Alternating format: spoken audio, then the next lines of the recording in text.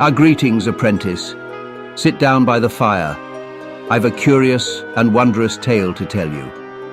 One of our peers, a mage by the name of Seraton, has stumbled upon a peculiar anomaly in the arcane arts, one tied to the ancient and sometimes unpredictable spellmaker, an instrument of power many take for granted. Allow me to illuminate this glitch, as Seraton calls it, in terms even an aspiring mage such as yourself might understand.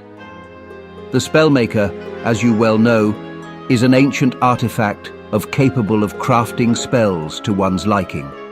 It allows a mage to combine effects, choose targets, and craft spells of great utility. Normally, when crafting a spell, you may choose whether the effect targets yourself, an area, or a single foe through a projectile. These choices determine how spells manifests in the world. However, the anomaly arises when you choose a target type other than caster only. For instance, a projectile that homes in on a specific enemy. Then you select an effect normally passive in nature, one that typically applies only to yourself, such as levitate. The unexpected result. What emerges is a spell that, rather than behaving as expected, does something extraordinary.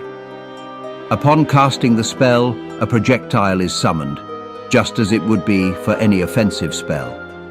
But when the projectile lands, instead of delivering damage or debilitation, it triggers the passive effect on the caster.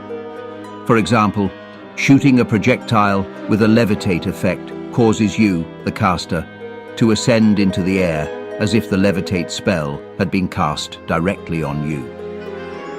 Why this happens? This glitch likely arises because the spellmaker struggles to reconcile the contradictory instructions.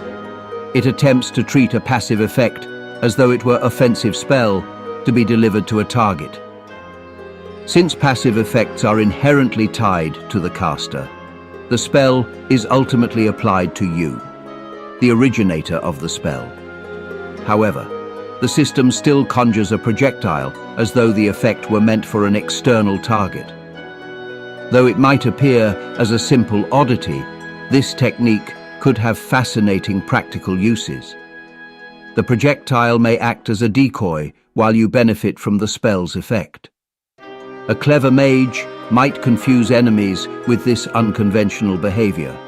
Who knows what other effects might behave unpredictably when crafted in this way? Invisibility, shielding. The possibilities are as vast as your imagination.